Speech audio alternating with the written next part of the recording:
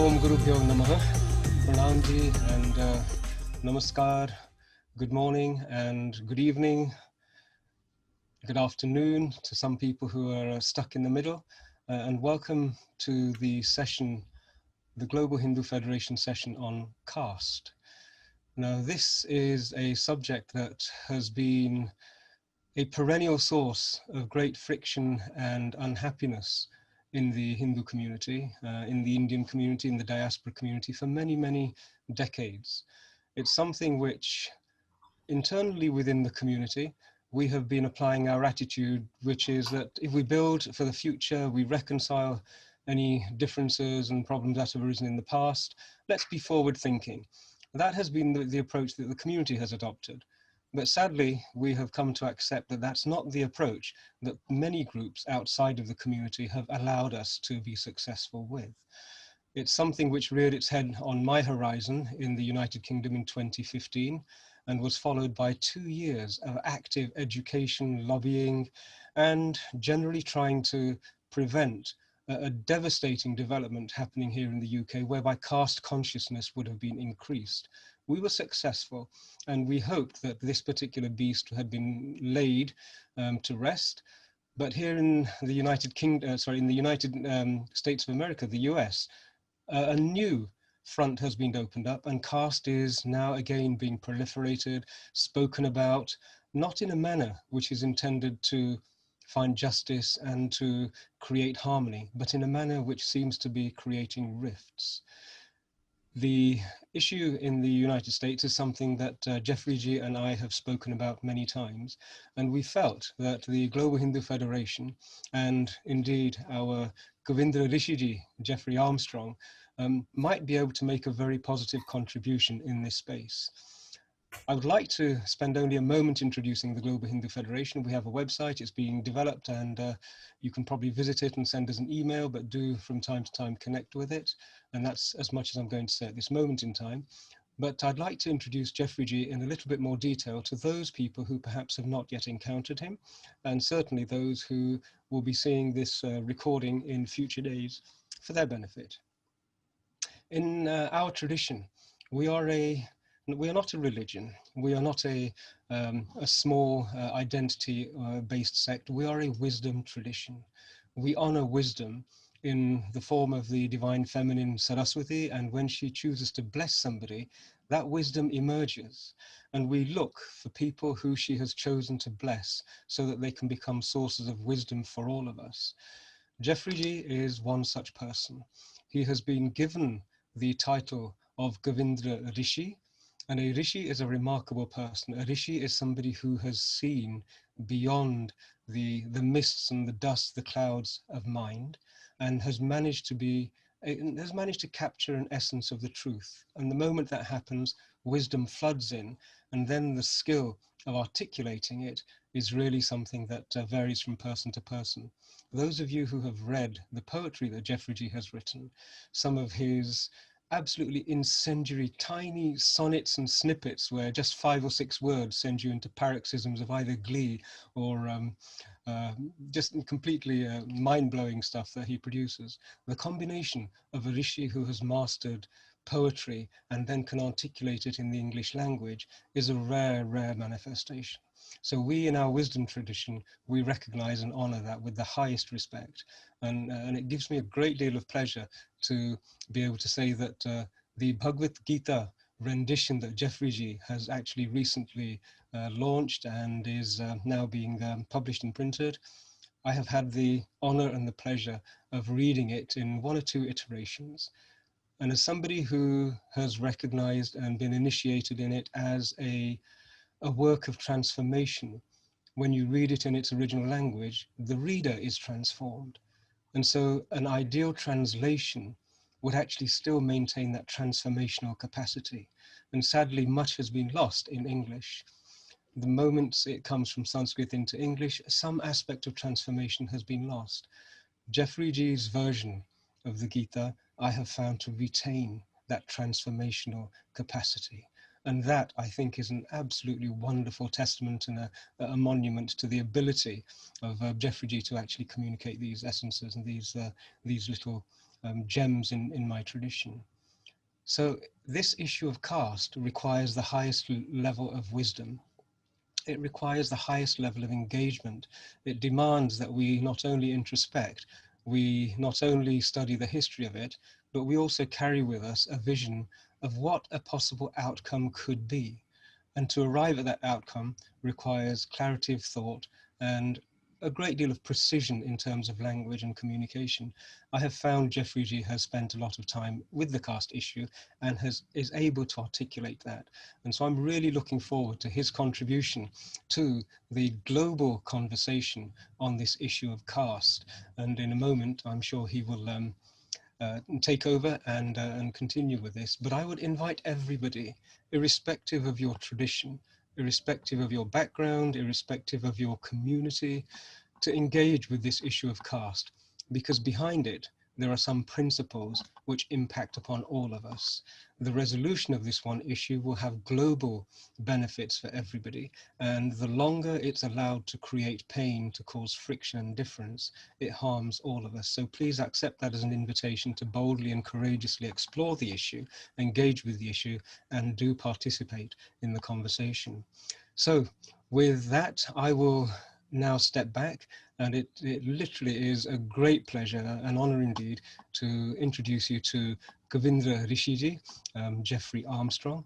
Jeffrey Ji, take it away. Thank you so much, Satish, and Pardeep, and everyone whose dedicated work is supporting this global effort now to bring sanity and clarity, humility and wisdom into the world dialogue. This is the ancient enterprise of the Vedic civilization. It's not something new, because the understanding of the worldview has always been a large perspective that we are all evolving over large vistas of time. In many ways, this conversation has to be framed inside of a larger time context in order for it to do justice to the Vedic civilization, to the gurus and rishis and carriers of a perspective that includes everyone. If you could summarize in a single phrase, you would say that any worldview that doesn't include the well-being of everyone is incomplete. And this is in many ways the challenge of our times right now.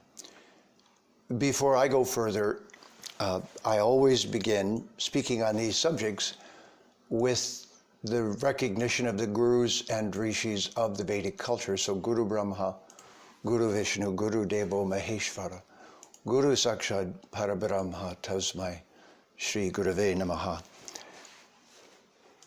Those of us who have come into this worldview from the outside, and I use that word advisedly, I'd like you all to reflect upon it as a useful way to talk about a perspective. Think of it as a worldview. What we're going to do today is an exercise in linguistics. It is to reframe this entire conversation. And what I hope to be able to share with you and teach you is how to reframe a conversation skillfully. And through doing so, take charge of the direction of the conversation without asserting yourself, but simply using language to create a different direction and a different mood and a different tone to a conversation. Because we're living in such an adversarial environment, and for some people, that adversarial environment is to their benefit. They will be able to do nefarious and harmful things if there's a lot of chaos. And therefore, those of us who are trying to bring a truthful perspective and a larger, more encompassing, beneficial perspective for everyone, have to learn how to be ambassadors from that angle and use language in such a way that we don't get dragged into another worldview and perspective. So this is the place to begin. This is exactly where this discussion began. So I have to set the context a little bit. The first is that what we know for sure now, because of the astronomy in the Mahabharata being what's called itihasa in Sanskrit, the word history, you can hear it in there, comes from this word itihasa. The Ramayana and the Mahabharata, the two accounts of the greatest of the avatars in the Vedic tradition, are called itihasa. And that is the origin of the English word history. They are the benchmark of the Vedic civilization, because the perspective is that the supreme beings periodically visit our planet and all human planets in order to reawaken in us the perspective of understanding that we're all here evolving, and that evolutionary process is the very essence of what's going on. So, since I've come into this from the outside, I had to reframe all of it into the English language. The advantage of that is that it caused me to re-examine language in great detail.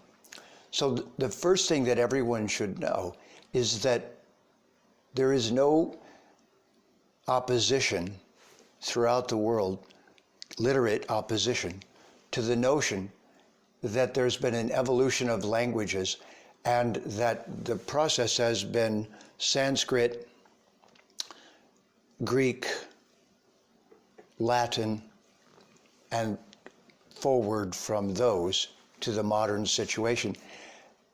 That isn't the complete explanation of the languages of the world, but it shows a progression from ancient times to today. So I would like to frame this for you that etymology, which is the origin of language, is the linguistic bridge from nation to nation across history. We, throughout the world, those languages that I mentioned just being examples, are part of a long linguistic process where an original understanding was altered by usage and culture and location, but has roots in ancient times, and those roots all point back to Sanskrit.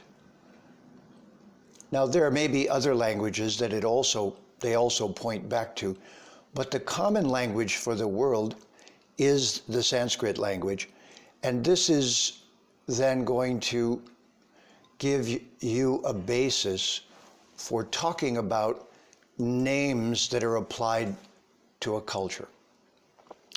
So this is where I want to use the word worldview.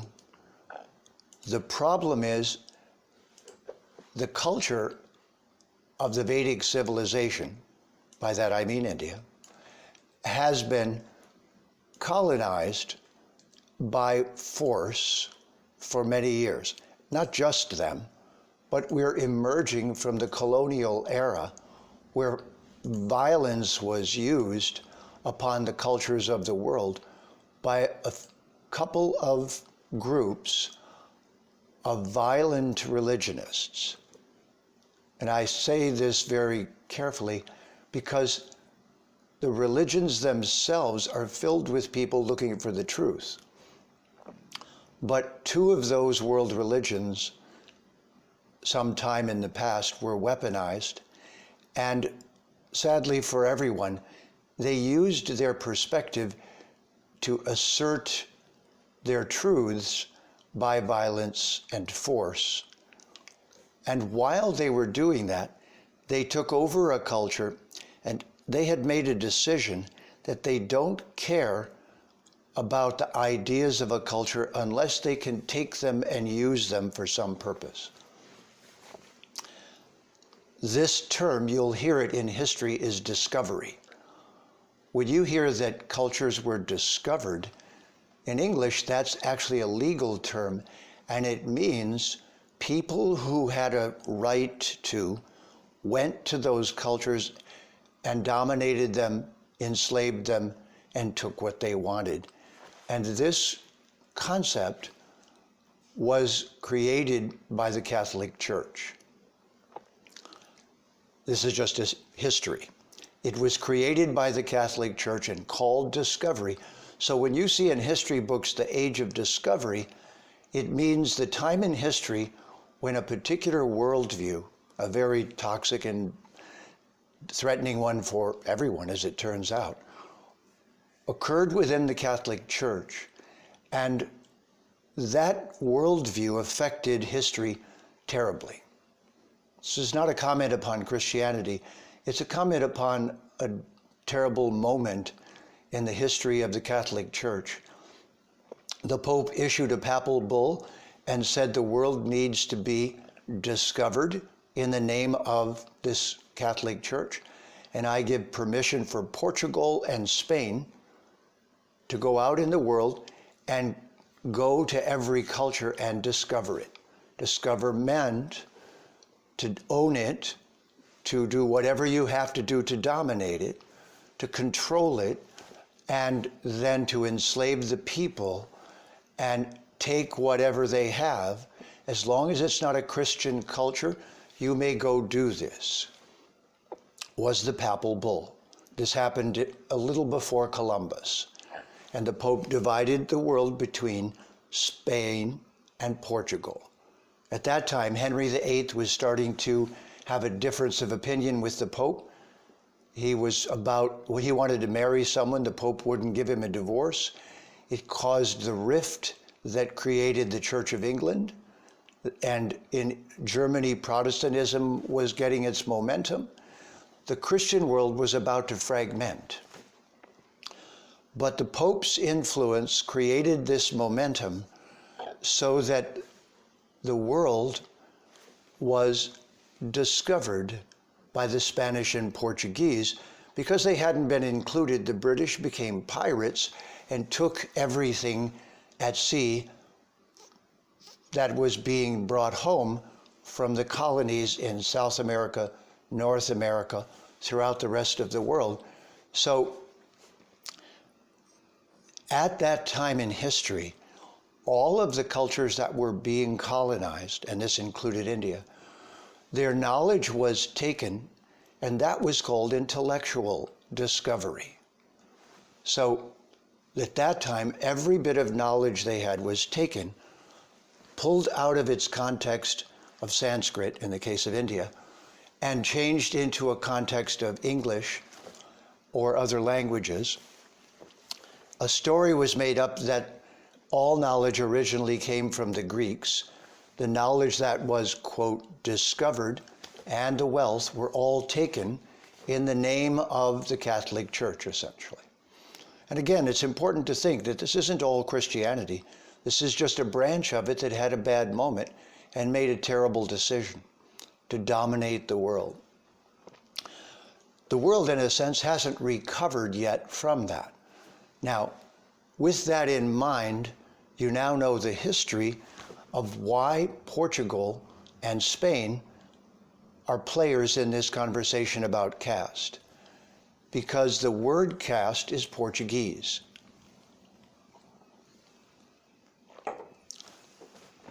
It's not Sanskrit.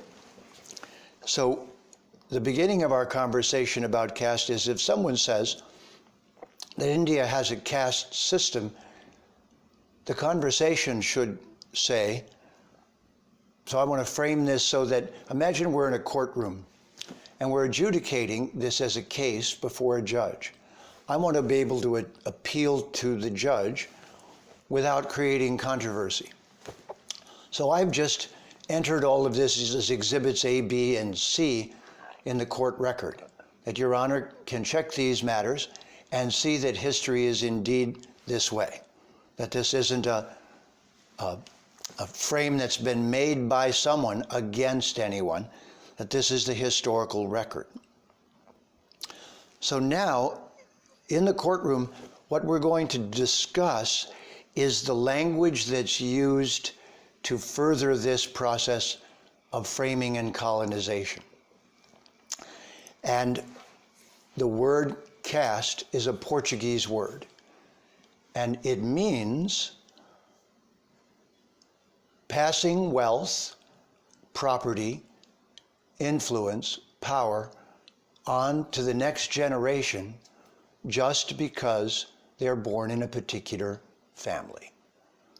It's the Portuguese word casta. It means purity in the sense that you're breeding an animal and there's a purity in the bloodline.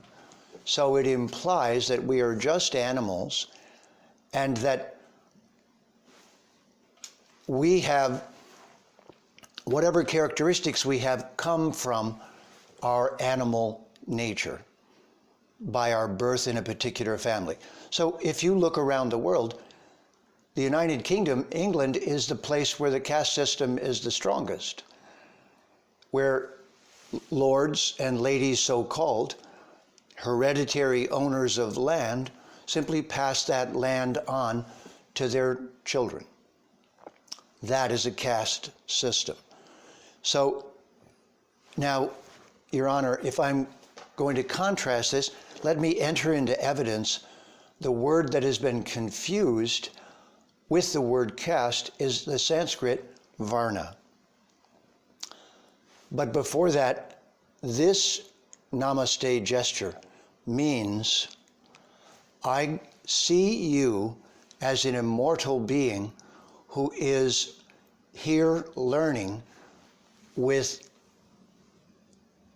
a vast amount of time to go from birth to birth, and in that process to learn about this realm. So the Vedic viewpoint is a namaste culture.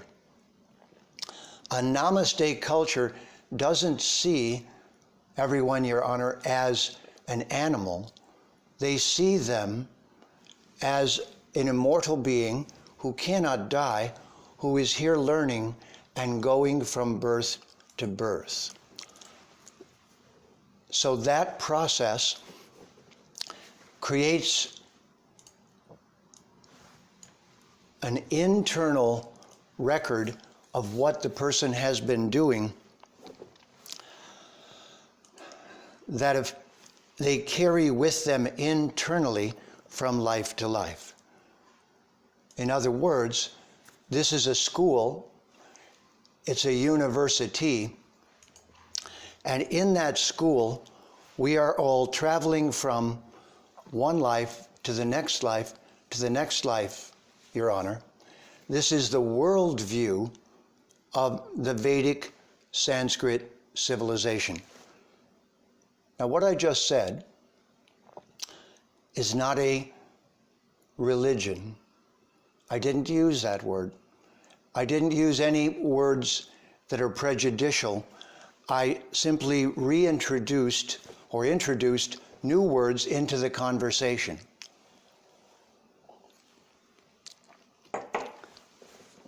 This is called reframing.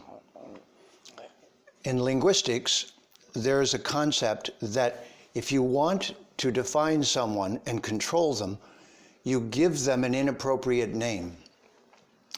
This is what the word caste is, because it's a Portuguese term that was applied to the Vedic civilization. So as representatives of the Vedic civilization, of the Vedic worldview, based upon the Sanskrit language, the application of an outside term is the symptom that colonization is what created this conversation.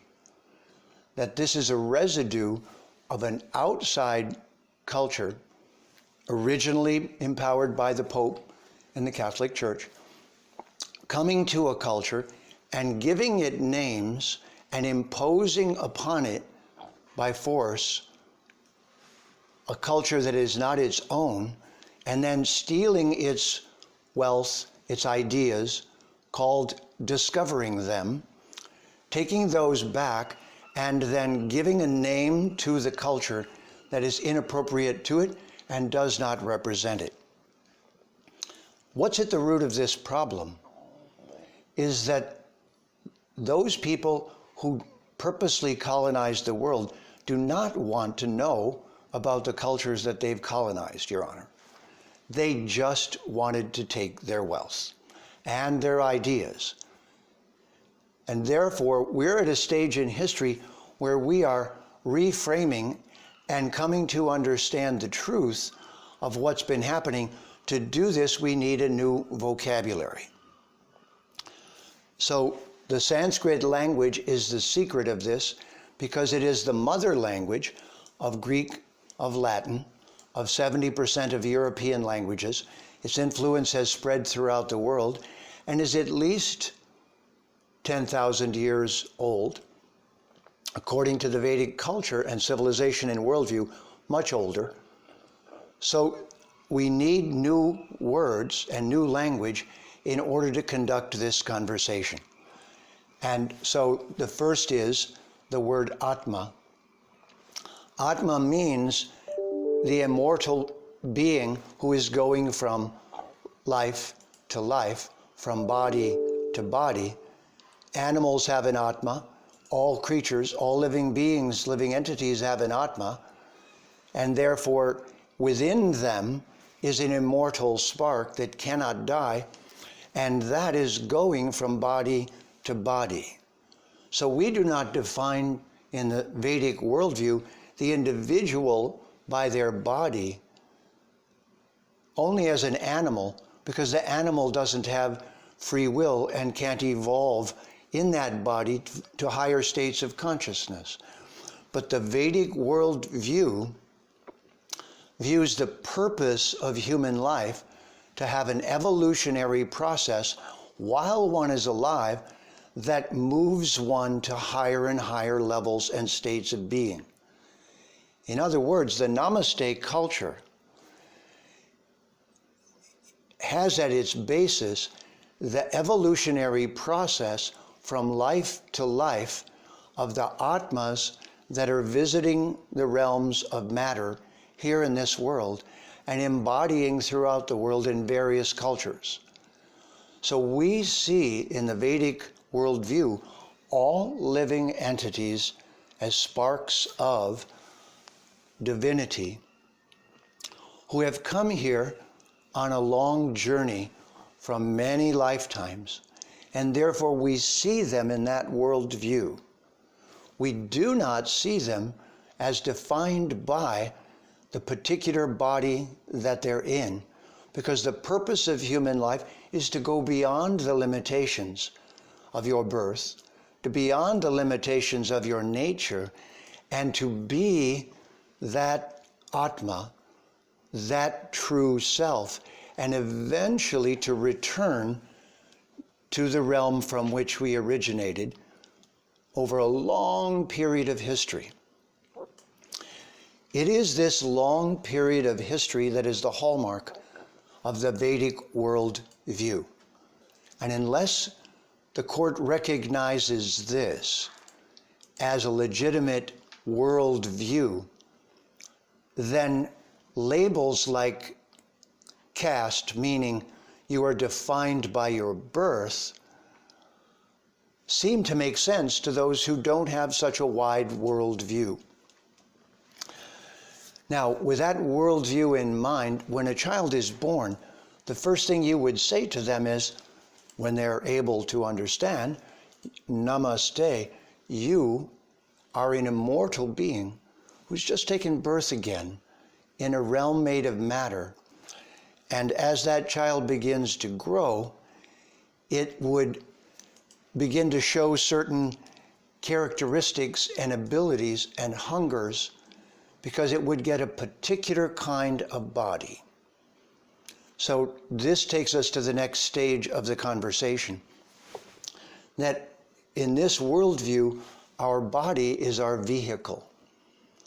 It is actually called our karana. And karana gives us the English word car. This karana is the vehicle that we are using this lifetime to continue our evolution within matter. Now, I'm going to stop for a moment and point to what I'm doing. I'm reframing the conversation.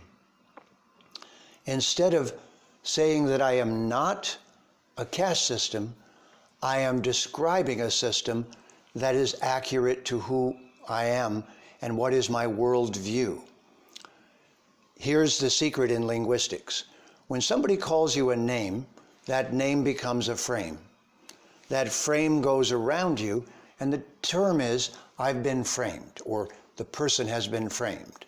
The frame sticks or is removed depending upon how you manage the process of being framed. There was a famous moment in U.S. political history when President of the United States, Richard Nixon, was being removed from office for his behaviors, and at one moment he got on television and said, "I am not a crook." The rule with a frame is if you oppose it and say, "I'm not that," the frame tightens and everyone believes it more. So this framing is the basis of controlling through language. If you name someone and they say, "No, that's not me," it makes it more believable that they are that. Therefore, you must reframe, not oppose the frame. If we oppose caste, it gets a tighter frame on us and it doesn't get removed. If we reframe, which is what I just started doing, we're not going to have time for me to go through all the complete reframe of the Vedic worldview, but if we reframe the worldview, the words we use, varna, guna, dosha, ashram, kula, shreni, jati, atma, prakriti, brahman, there's at least 20 words that articulate the worldview of the Vedic Sanskrit civilization. It is that worldview that we want to introduce into the courtroom of human opinion. We want to, word by word, teach those who don't know how to understand the worldview that our civilization is holding. And in a very real sense, the words that I just said, varna, guna, dosha, ashram, kula, jati, shreni, prakriti, brahman, atma, just those words. If those words are used, then we now explain the culture and the worldview of the culture. So let me just explain Varna and how Varna became caste. Varna is Brahmana, Kshatriya, Vaishya, Shudra, but if those are not explained, the person still wouldn't know what you're talking about. So I've renamed them, reframed them: professor, protector, provider, producer, provider. So professor, Brahman; protector, Kshatriya; producer, Vaishya; provider, Shudra. Someone whose skill set and occupational contribution to society is to teach and give knowledge and to preserve the well-being of their students, not exploit it, then they're a Brahmana. They're a teacher. They're a professor. Those are synonyms. We don't make someone a professor because of the family they were born in, we make them a professor, or they make themselves one, because they have a skill set, because they have a knowledge base, because they can demonstrate that they have the knowledge that's necessary for them to be in the role of a teacher. So this varna, are you a professor? Right now, just think about it. Think, what are you in your service to the world? Are you a professor? Are you a protector? Are you a soldier, a policeman, a fireman? Are you a producer? Are you a farmer, a business person producing profit and goods? A farmer growing food and providing it to the world? Or are you a provider? Do you render some service in society that creates well-being for those around you? You do a necessary service, then you're a Shudra. Do you produce benefit for the world by commerce or by agriculture? Then your varna is as a Vaishya. Are you a protector of the world? Then your varna is as a Kshatriya. Do you bring knowledge and wisdom and information to the world? Then you're a professor, a Brahmana. This is the actual meaning of the four terms that were applied as the groupings of caste, and it was erroneously stated that one is a professor, protector, producer, or provider just because of the family they were born in. But look around you. Is that true? Not at all. Of those skill sets, you must have the skill set. So the essence of education is to discover in the children what is their propensity, what is their most likely varna, and educate them accordingly. This was the basis of the Vedic worldview, and Sanskrit was the language that was the very basis. And once a child was born, the parents, their family, and their teachers would all watch them very carefully. Now, there was one other component of this worldview, and this is that they would look at the birth horoscope of the child, and the astrologer would also, the Jyotishi would also see their inner propensities. Now, unless you hold a life-to-life worldview, this conversation is not interesting to you. This is the problem, that the one lifetime worldview people, Judaism, Christianity, Islam, and modern science, don't really want to be educated in this Vedic worldview because it's not the worldview that they want people to think about. Therefore, in this reframing, you have to step by step introduce a vocabulary. If I had time, I would then explain your dosha, your Ayurvedic body type. Are you Vata, Pitta, or Kapha? This is a description of your vehicle type. It's another way of understanding the way you are embodied. Then guna, are you acting in a tamasic way, a rajasic way, or a sattvic way? Are you, those three then are you creating, are you destroying, are you maintaining?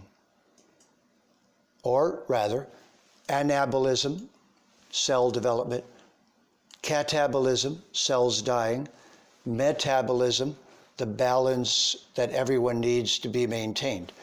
These are the gunas. The doshas are your Ayurvedic body types that are used to know what food to feed you, what climate is best for you. So these are all aspects of your embodiment. And varna is the aspect of your embodiment that reveals the occupational work that you'll be the happiest in, that you will be the best at, and therefore society will benefit from. The next word is ashram.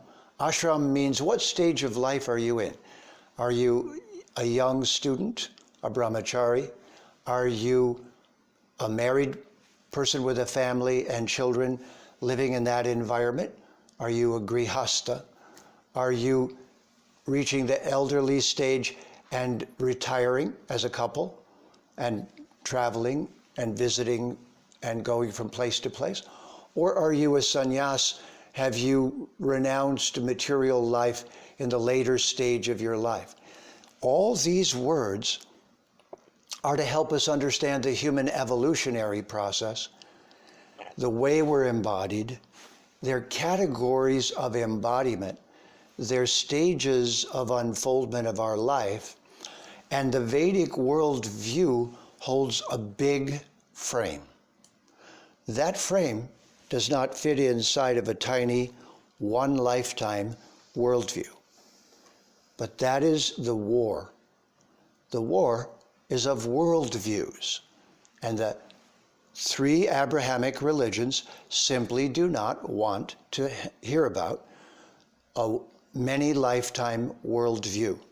They only have time and patience to consider one lifetime. I don't know if you know this, but within the very strict Hasidic members of the Jewish community, the Hasidic Jews will not say the word dinosaur in their home, because dinosaurs lived millions of years ago and imply that the world existed that long. But the Abrahamic religious worldview only lasts for about 6,000 years. It started about 6,000 years ago. Everyone has just one life, and that's the whole of it. And you must be what you're going to be inside that very small context. Modern science ran away from those three religions, but it also has a one lifetime, you are the body worldview. So this concept of worldview is the wider frame that is not acceptable to the worldviews that want to frame everyone inside of one life.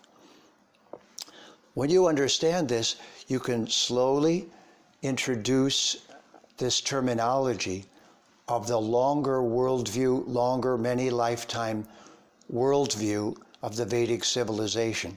And to do that, the Sanskrit language is absolutely necessary, because the Sanskrit terminology is what we're going to use to populate this wider, longer worldview.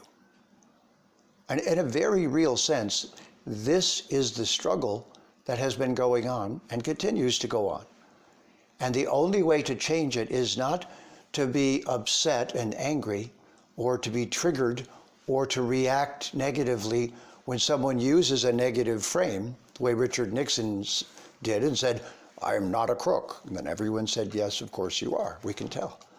So if you say caste system, then you can't then say, "No, we don't have a caste system."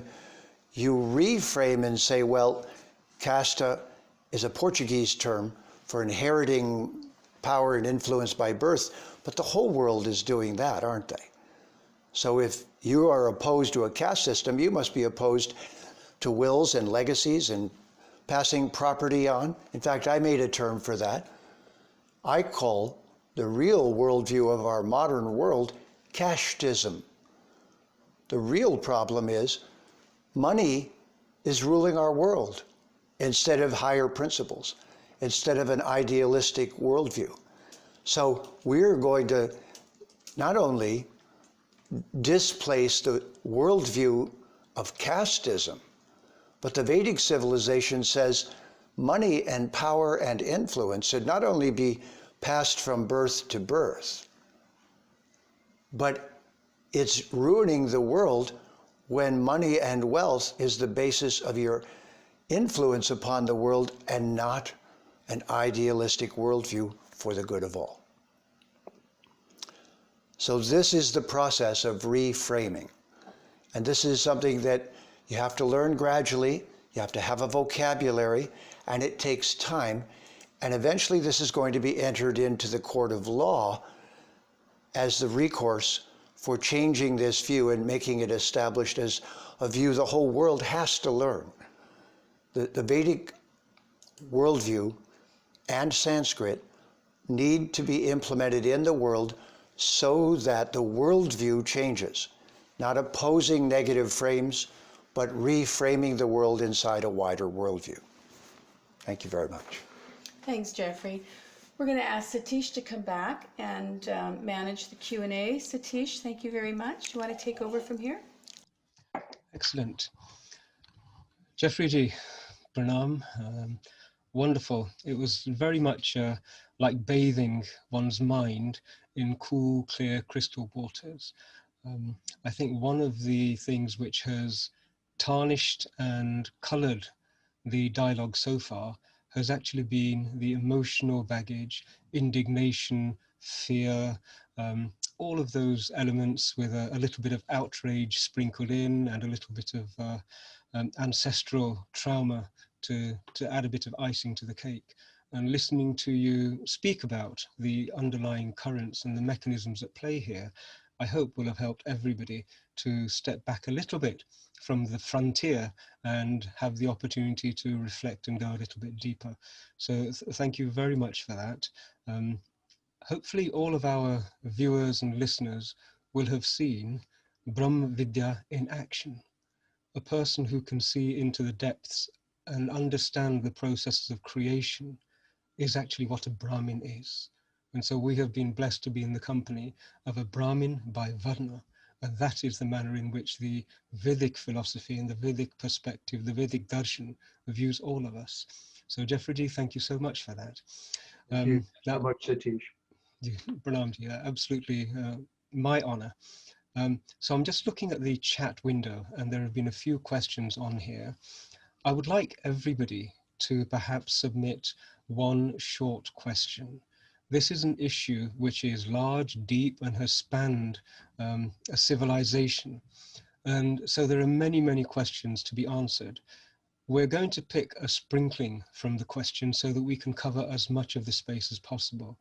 But I would invite everybody to do their own research. This is an issue which potentially can affect a huge number of Hindus, a huge number of Indians, a civilization. And so it's absolutely vital that each of us puts in a little bit of personal effort to equip themselves and possibly to piece together the pieces rather than just dump everything into the chat window in one large block of text, hoping that it's going to be answered. We will do our best to answer as much as we can. So I'm now looking at the questions that are appearing here. Okay, so we have some questions on jatis and the manner in which jatis existed in pre-colonial times. So there is a question which asks, were the jatis hierarchical and were they birth-based? I think those two elements are very much bedrocks, they're foundation stones upon which the caste movement, which is trying to impose this frame upon us, rests their case on. Jeffrey ji, do you have a comment to make on the hierarchical or non-hierarchical structure of jatis and the degree to which they were birth-based?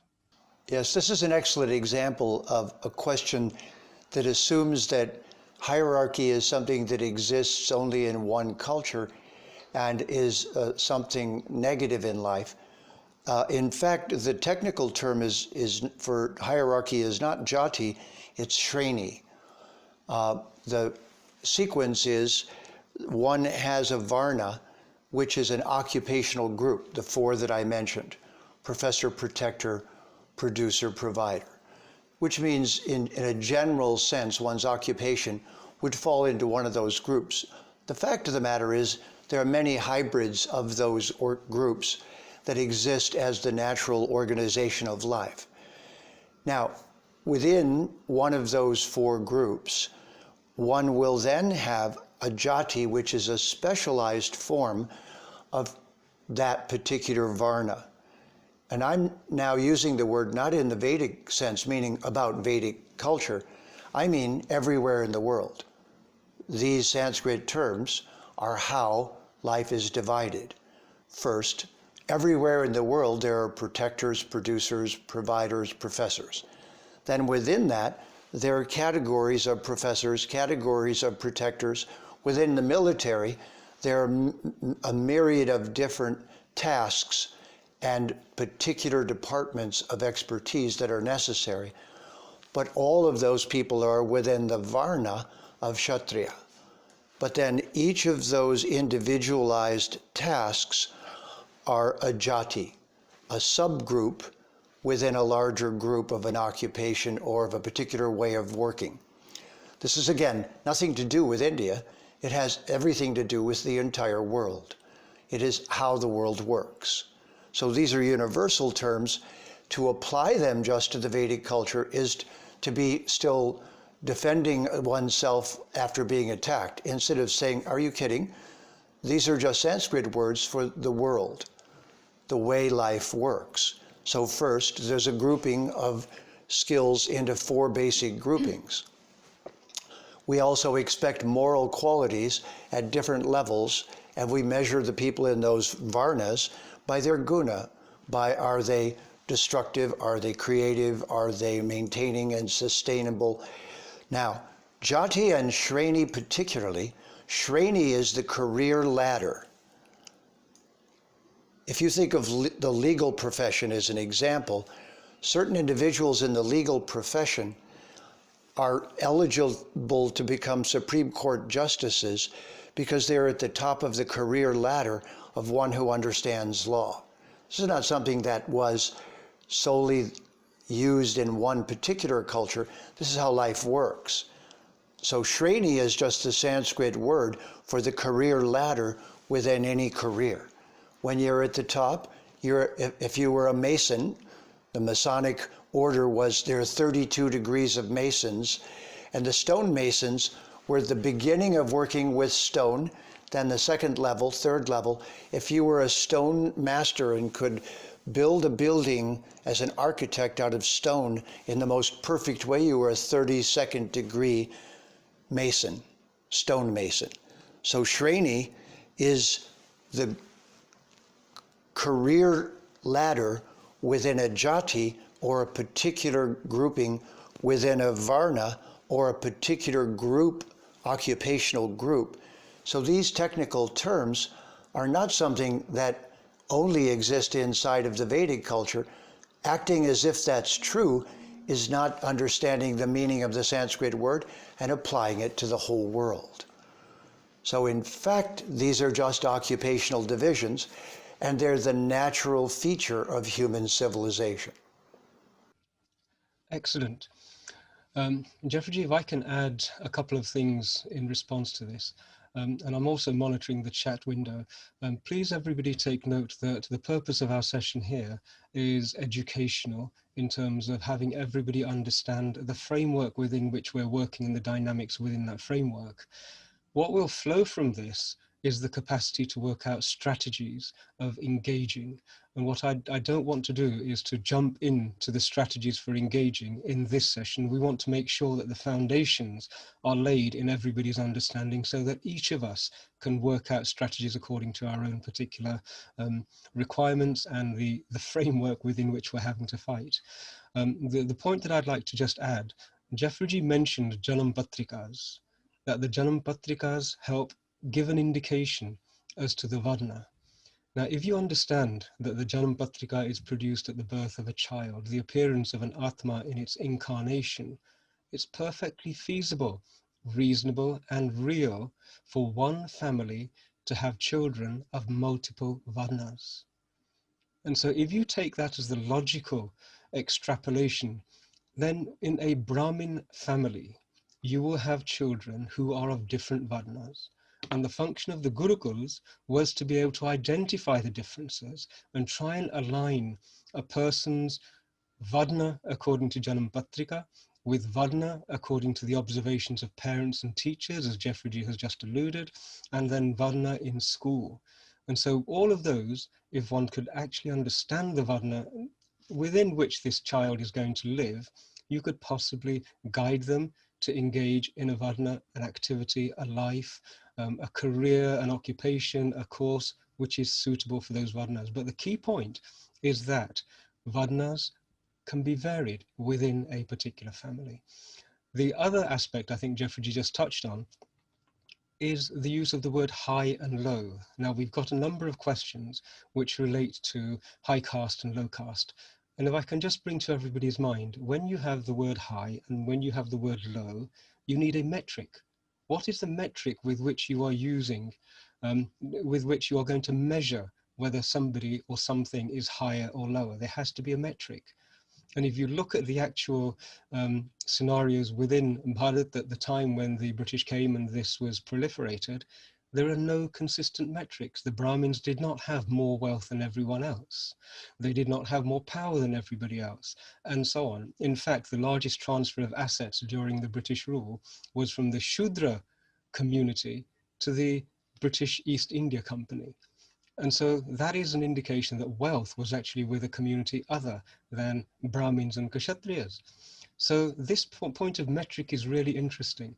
And in fact, the only metric that I found in my research whereby you could say this is high and this is low consistently in every application, and this is not just in India, but in every colonized community, those who were deemed to be the highest were those who represented the highest threat level to missionary colonial activity. And those who were deemed to be the lowest, they were the lowest threat level to colonial activity, and they were the natural focus of conversionary colonizing activities. So the only metric I have found for high and low is actually threat level to the colonial power. So I just wanted to conclude what you were saying there in that sense. Jeffrey, if you have a response to that, I'll go, please do so, otherwise I'll leap to another question. That's certainly wonderful, Satish. And what I want to remind everyone is, because of the world we live in and just its particular point of evolution right now, our responsibility as representatives of the Vedic worldview, using the Sanskrit language, is to expand the perspective rather than to allow it to be shrunk down to one small frame. So if you watch very carefully in any conversation, the person is either shrinking the conversation down so that they can manage and control it and manipulate it, as Satish pointed out. There were particular goals that colonizers had that were manipulative, and that was the entire conversation. So if you talk to a manipulator as if they're sincere, you're already confused. They're just trying to manipulate the conversation for particular selfish purposes. And the reframing process is you don't go into reaction to what they just said. You say, well, that's not quite correct.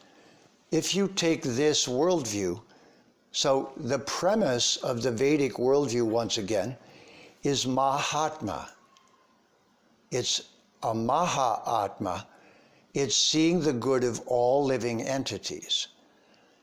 And the organizing of a civilization by anyone who's holding a worldview like that is that they live their life in a way that creates the most satisfaction in them and the most well-being for society. So we're really discussing an equation here of metrics, as Satish pointed out, and also of evolutionary stages. We're trying to perfect society by putting the right people in the right place so that they're effective. And we're trying to put them in a place where they'll be the most happy so that their well-being and enthusiasm for what they're doing is the greatest. These two metrics have to come together. The individual's excitement for what they're doing and the society's benefit from what they're doing. And this is where the language of the gunas comes in. This is where the word entropy comes in. So sattva means anything in its purest and most complete form. Rajas means that in use but being degraded by the usage, and tamas is the end of the entropic process. It means that now destroyed and needing to be recycled.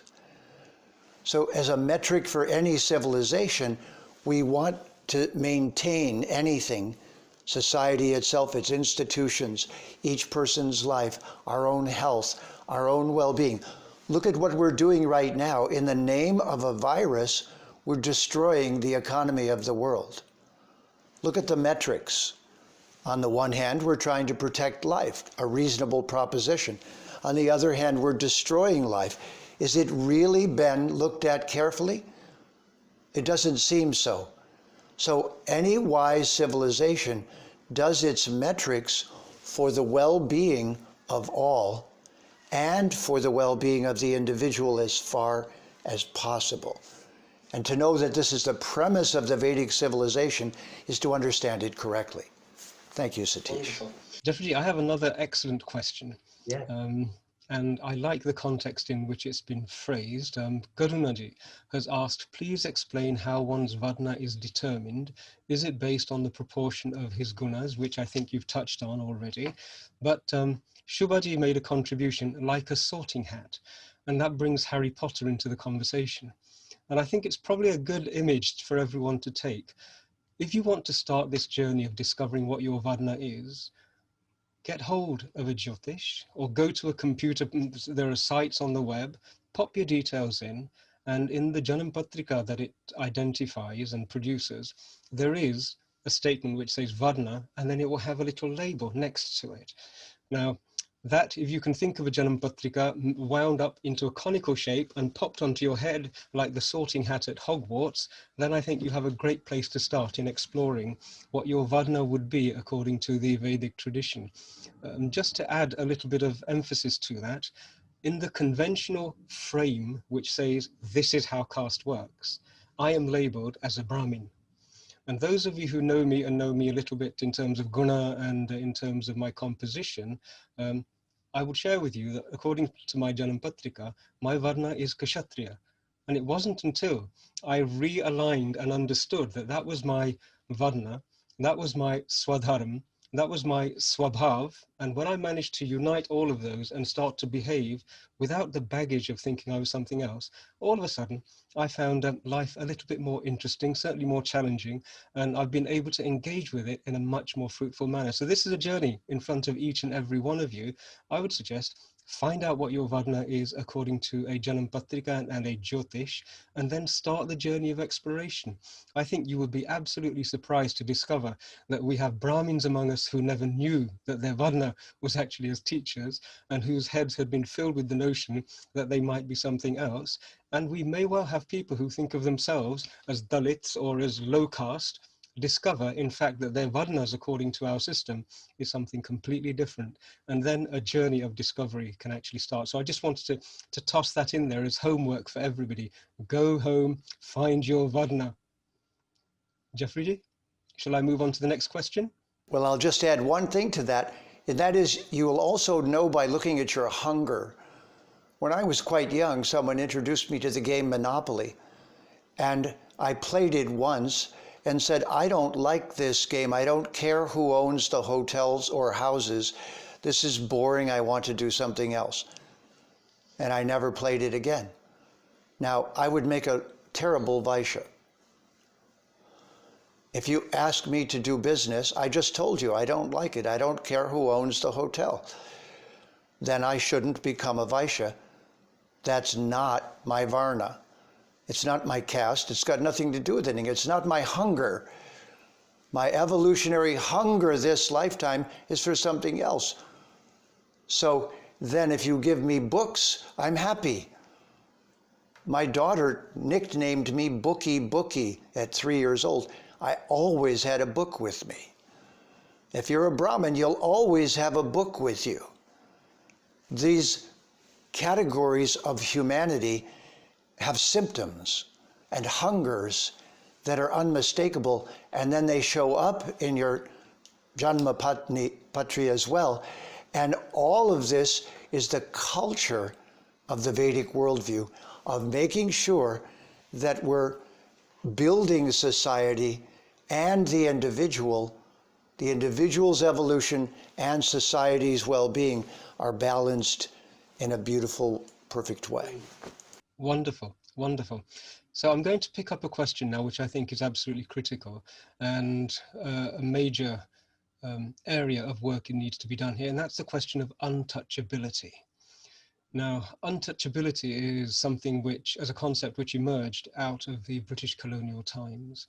I think I've done a great deal of research because I wanted to know where and when did this community of untouchables appear? How were they created? How is it possible for a Vedic civilization to produce one group of people who are destined to be confined to such a life activity and multiple life activity? And I came across something called the 1871 Criminal Tribes Act. Now, in this Criminal Tribes Act, we see the genesis of that community who were confined to become untouchables.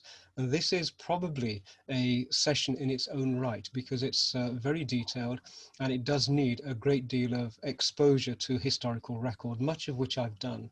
But I would just point out that this moment in time, according to the Vedic sanskars, the Vedic philosophy, the whole notion of untouchability is anathema. Jeffrey, do you have anything to add to that? Yes, this concept it's very important that what's touchable or not touchable becomes reduced to the gunas, because it's very simple, actually, if you want to just show someone this. If you lived in the natural world, where not the modern world that we live in, the amenity that we have that changes everything is flowing water is in every home. If that was not the case, touchable and untouchable would become more clear. And this is why, in any natural civilization, one of your hands would be used to hand somebody food, and the other one to clean yourself after evacuating. And if you confuse those hands, then the food would become untouchable. So in India, if you hand someone food with your left hand, they're going to say, "No, thank you, I've eaten." If you hand it with the right hand and it looks all right, then they might eat it. This is the origin of touchable, untouchable. It's just the gunas. So at any time, at any place, anywhere, something is edible or inedible, touchable or not touchable. If society's balanced, then even the tasks in society that are not very clean don't make someone an untouchable. When society gets out of balance, the necessary tasks make a person tamasic in ways that is against their own well-being. So in any civilization, at any time, there's still the toilet and the kitchen. If you put the toilet in the kitchen, you're seriously confused.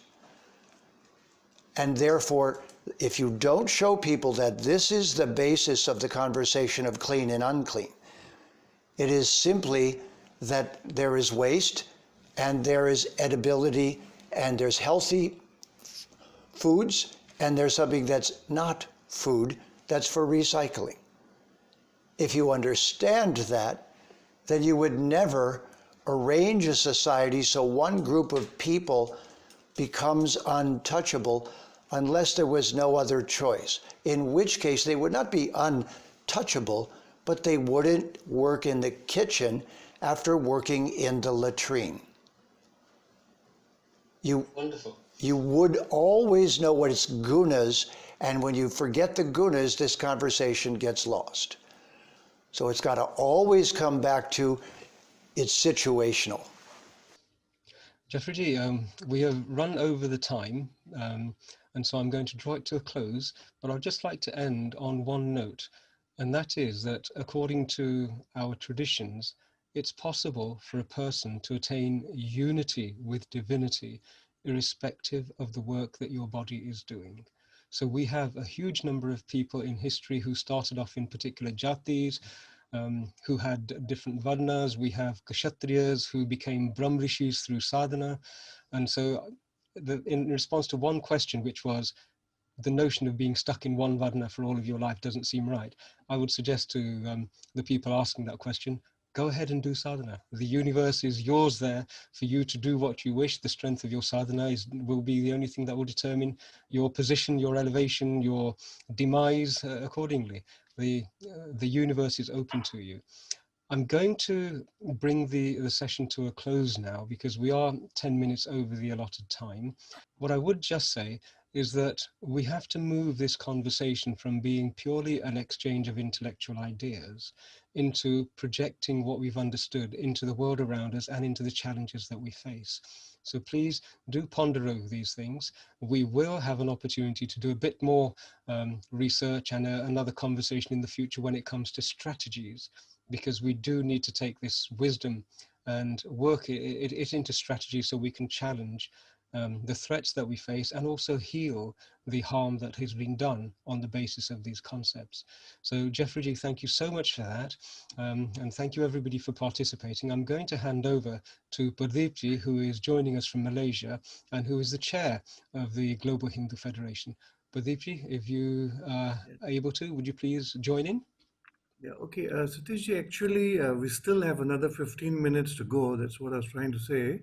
We have given 45 minutes of Jeffrey G's talk and another 45 minutes. So we have another 15 minutes to go. And I see there are quite a few interesting questions. So if I can ask Jeffrey G to pick up some of those questions, it'll be nice to listen to him for another 15 minutes, some of Jeffrey G's thoughts. And if anybody really wants to leave, they can leave. But I think we have another 15 minutes for Q&A. I'm good with that, Jeffrey G. I know that you've got a what is it, 4 o'clock, 5 a.m. or something in the morning. I'm in awe of how you've managed to stay bright-eyed and bushy-tailed, as we would say over here in the UK, at that early hour. It's entirely to yourself. If you're comfortable and able to remain with us for a bit longer, that would be really wonderful and appreciated. There's a question that came in very early, and maybe you could reframe how the word idol, reframe the word idol, because this is a big one that I see in the Hindu forums a lot, where the Hindus are calling their deities idols. So can you speak to that one?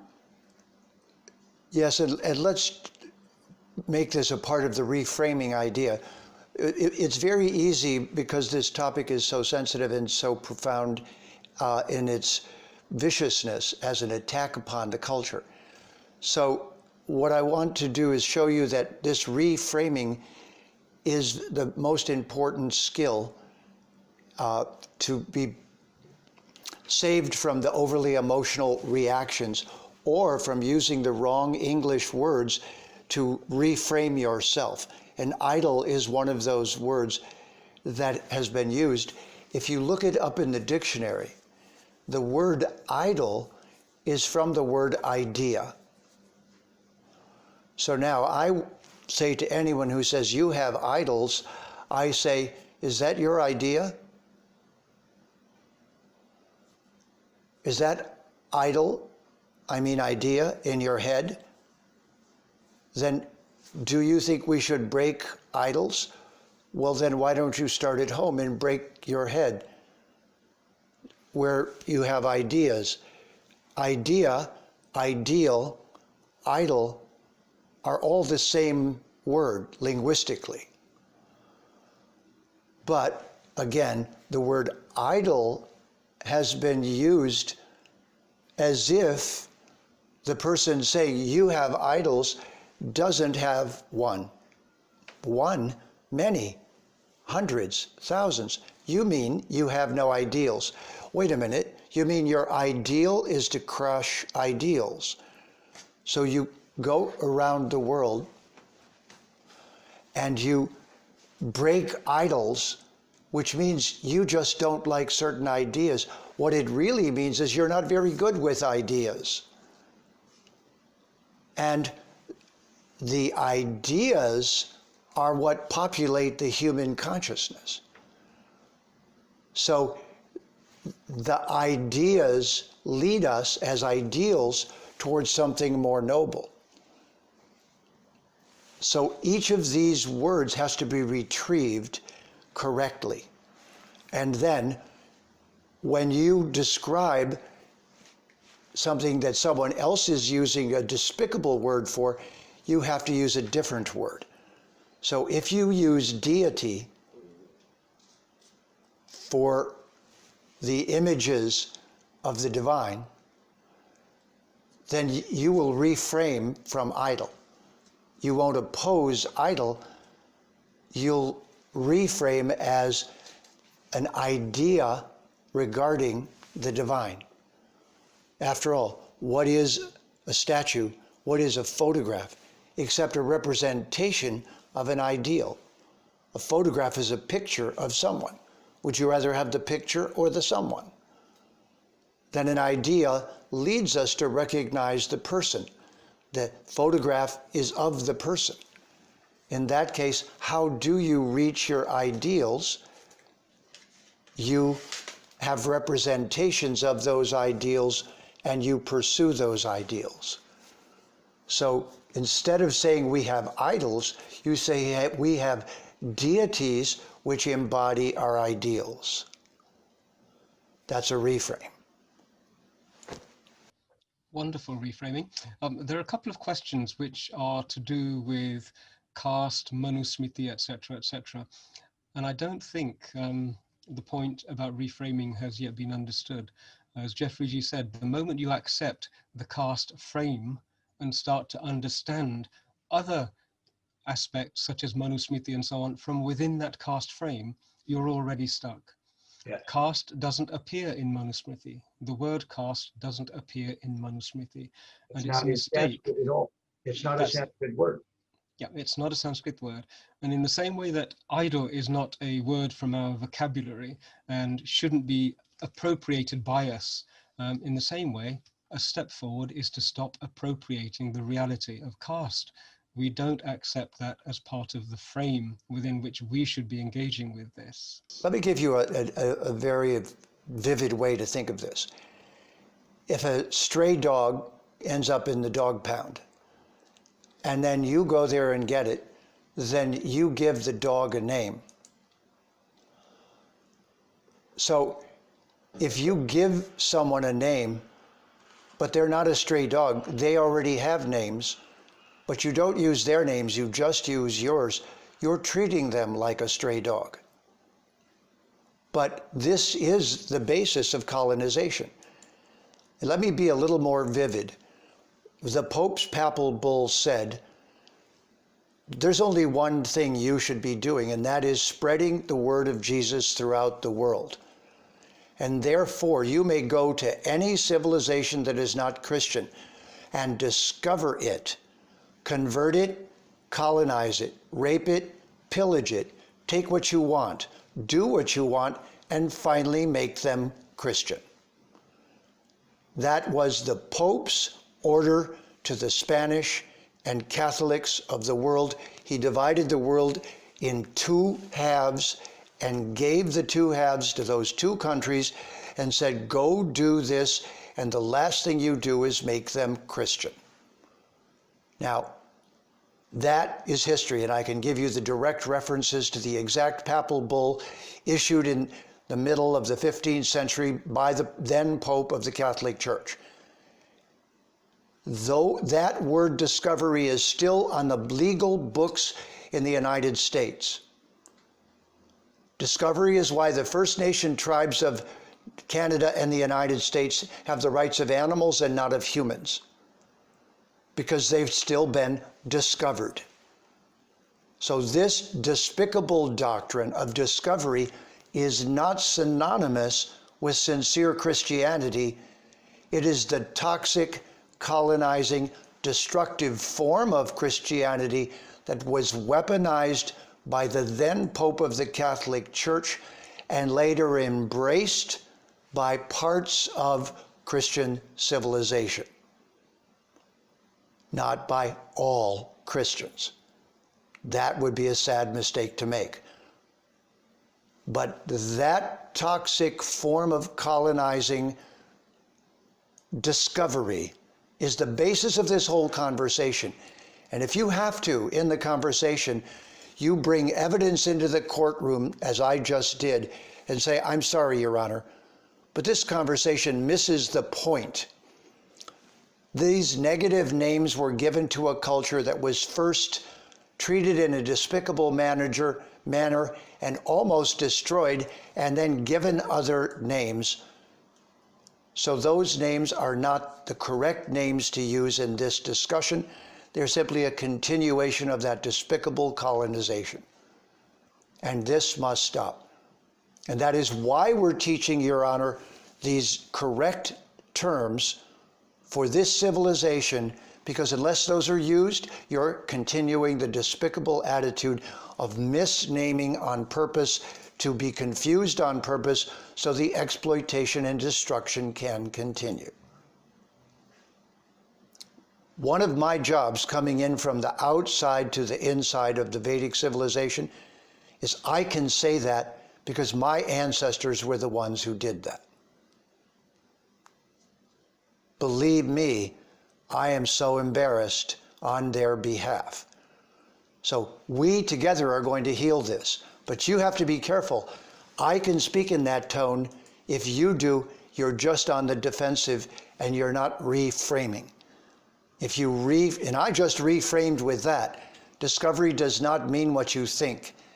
It means taking everything, renaming you, and never using your language to describe you. So slowly, word by word, this Renaissance has to bring Sanskrit back into the conversation without opposing the negative names, just dismissing them as not correct. And this is what we've done, as Satish pointed out, this is what we've done in the Bhagavad Gita, in this new translation. We've taken out all of the colonizing terms. So if I can just summarize today with saying, do not use colonizing terms for your own culture. Do not say idol. Do not call Dharma a religion. Do not use the word sin. Do not use the word Lord. Do not use the word God. They are not from your culture. Jeffrey, can I take what you've just said and put forward a very graphic example to everybody on the group?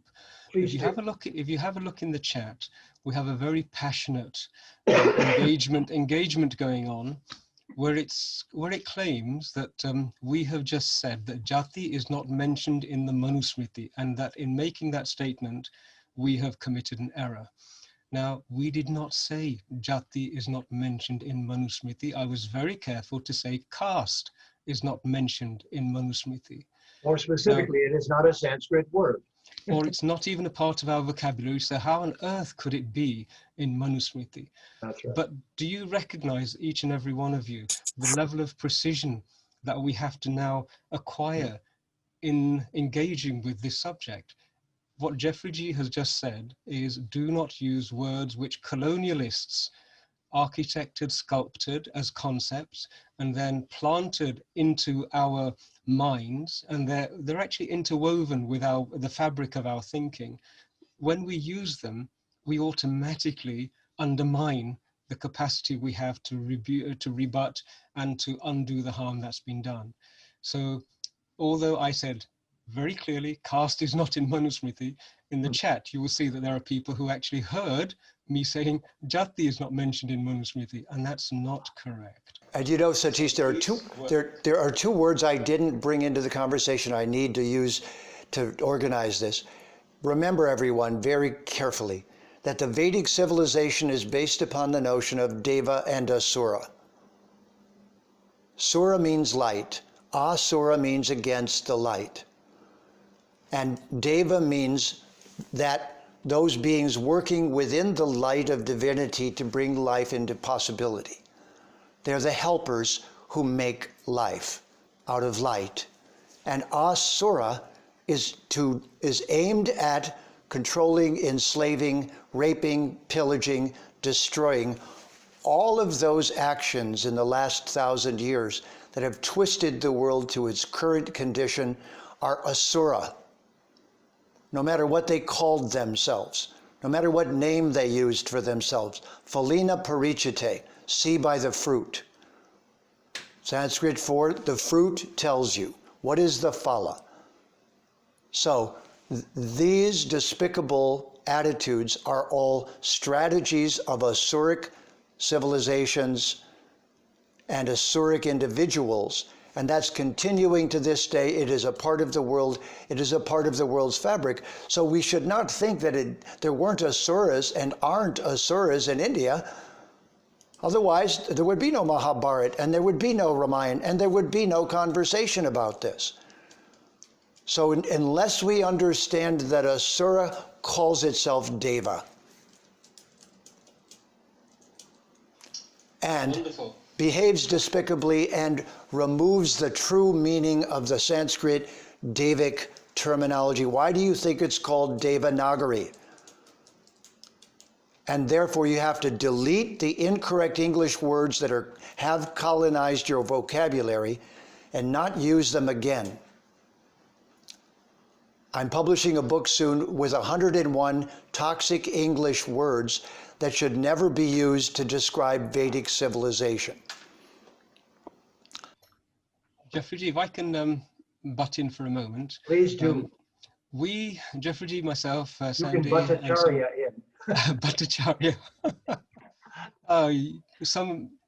Some of the conversations Jeffrey G and I have on times, we both end up just chuckling at each other's mischievousness. But I just want to remind everyone that a part of what we're trying to do in this reframing is to train our own way of thinking so that we can be better equipped to engage with this issue and move it forward. Now, a fundamental part of any scholar's work is to confine the subjects to the subject that's being discussed. So although I know that everybody is desperate to leverage the opportunity to engage with Jeffrey G to maximum advantage, questions to do with Gauraksha really do not have a particular place at this time. And what they do is they take everyone's thoughts in a different direction. So let's become really skillful, disciplined, kshatriya in terms of how we allow our minds to operate and function. A number of people have asked for this conversation and the recording of it to be available. So what I think we will do is Jeffrey G and the team will work through the recording. We'll make sure that it's in excellent quality, and then it will be loaded onto the GHF website and onto Vasa, Jeffrey G's Vedic Academy website as well. And we will share the details with everybody who's registered. So that will then make it available to everyone. And on that note, I would just like to thank Jeffrey G for the time and the reflection that has gone into formulating an understanding of what's really happening with this caste issue and giving us the nuts and bolts with which we can architect our own responses to it, because this is appearing in everyone's lounge, this issue is appearing in everyone's conversations, it's appearing in every one of our organizations. And some of you may know that even Oprah has decided she has an opinion on this issue. And so it's now being engaged in at a global level. And much of what's happening, we are still passive voices. And yet we are the targets, our civilization and our value system clearly are the targets of this engagement. So today's session, I hope, has given everybody some nuts and bolts with which you can develop our own solutions. I think what would be a worthwhile exercise, bearing in mind the chat window, is perhaps to have a session in the near future where strategies of engagement can be worked upon, where we move the conversation on from the theory to the practice. And if that is something everybody would like, please do let us know. You can contact us through Facebook or indeed through the various websites. And Satishji, I have a seminar that I've put together called Vach, the Vedic art of communication for Hindus, and it helps to understand the techniques of framing, the toxic language, how to define the Sanskrit correctly. So in the next year or two, this strategic use of language is going to be one of the important themes of the Vedic Renaissance. Wonderful.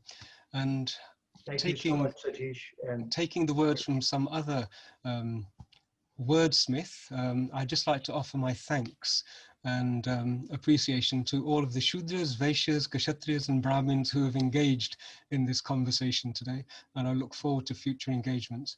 So just concluding with Om Gurubhyo Namaha. Thank you all so much, and I look forward to seeing you at future sessions. Pranams and Namaskar. Pranams. Thank you, Jeffrey G. Thank you, Sandy. Thank you, Satish Ji. A pleasure, Pradeep. Thank you, Pardeep, for all of your wonderful seva in reviving the Vedic worldview and Sanskrit culture. It is so honorable and so admirable, and we're all very enthused by it. thank you.